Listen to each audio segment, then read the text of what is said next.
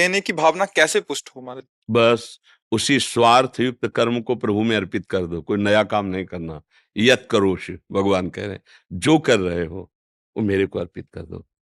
सुबह से लेके और शाम तक पहले तुम ये शुरू करो, हर एक घंटा का समय प्रभु को अर्पित करना शुरू करो।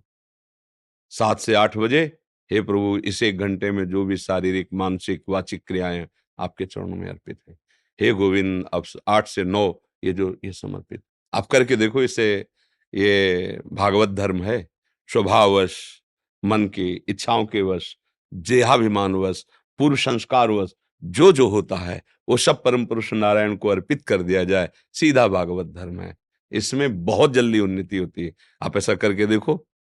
पर एक ध्यान रखो, गंदी चीज प्रभु को अर्पित नहीं की जाती। कोई आप गंदी चीज लाके थोड़ी आन दोगे, वो तो प्रभु को देना है। तो गंदे आचरण ऐसे ना हो जो हम प्रभु को समर्पित करने में हिचकिचाएं, तो हम वो कार्य ना करें। और अगर स्वाभाविक हो रहा है, विवश होके हो रहा है, तो प्रभु सुधार देंगे। वो हृदय में बैठे हो, तुम्हारी भावना को देख रहे हैं, बस आर्त भाव से पुकारो कि नाथ, ये आपके समर्पण करने लायक कर्म नहीं है, पर मैं पूर्वाभ्यास वश या अपनी अज्ञानता उस प्रभु मेरे से कर्म ऐसा, नाथ अब आप ही इसको देख, वो संभाल लेंगे। उसका दंड नहीं मिल पाएगा। यदि हृदय से बात सच्ची है तो, और उत्साह संपन्न होकर पाप कर्म करोगे तो फिर वो बात अलग हो जाता है। समझ रहे हो ना? इसी से तत्सुख भाव जागृत हो जाता है। भगवत समर्पण बहुत सामर्थ्य रखता है। जिस समय हम भगवत समर्पण करना शुरू करते हैं तो धीरे धीरे निष्कामता आती है। अभी तो निष्कामता का परिचय ही नहीं जानते, और जब निष्कामता आती है तब उसके अंदर ज्ञान प्रकट होता है।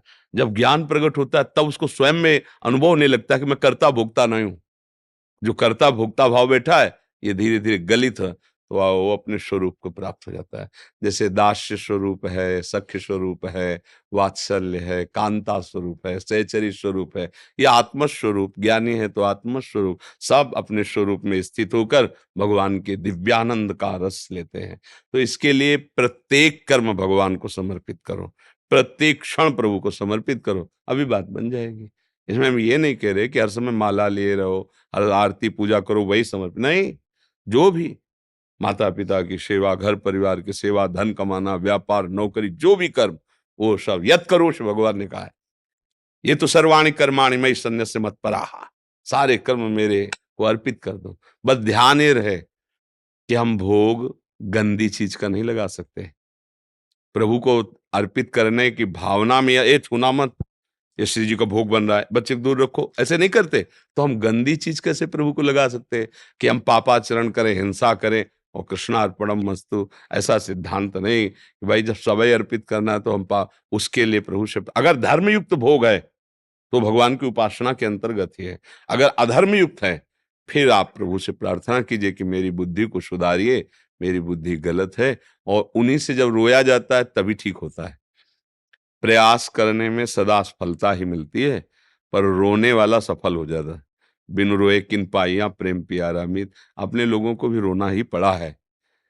जब देखा कि हर उपाय से ये मन हमारे ऊपर हावी ही हो रहा है, तब लगा कि जिनके हाथ में डोरी है वो खींचे तभी बात। बस ऐसे एकांत में प्रभु देख लो, आप हमसे जितना बन रहा है हम कर रहे हैं, पर ये मन अपनी गति को नहीं रोक पा, ये बराबर हमारे ऊपर हावी हो रहा है। भगवान की धीरे धीरे कृपा होती है, उत्तम ज्ञान प्रकाशित कर देते हैं। ज्ञान का जब बल प्रकट होता है तो लगता है जिस समय भयभीत हो रहा था वो तो सांप नहीं था, वो तो रस्सी ही है। बस भय खत्म हो गया। दूर से रस्सी दिखाई दे रही थी और जब नजदीक गए, प्रकाश हुआ, तो लगा कि अरे, तब जिससे हम भयभीत हो रहे थे वो मेरा प्यारा ही था, दूसरा कोई था ही नहीं। तो फिर भय खत्म हो गया। फिर वो जो अंदर की घबराहट थी, जो मन की चाल थी, सब मिट गई। जब ज्ञान प्रकट होता है तो कण कण में, क्षण क्षण में अपनी प्रभु की रूप माधुरी का अवलोकन करता है। अब भय किससे रहा? भयावा कोई है ही नहीं, वही है, वही विविध रूपों में विचर रहा है। जहां हम कहीं राग कर रहे थे, कहीं द्वेष कर रहे थे, जब पता चला तो अपने प्रीतम से ही कर रहे थे, अब वो सब मिट गया। देखो गोस्वामी जी देख रहे, सी राम में अपने प्रीतम को ही तो देख रहे। जड़ चेतन जग जीव जत सकल राम, अब बचा ही नहीं कोई, तो कहाँ भय का अवसर रह गया जी। प्रहलाद कुमार जी, राजस्थान।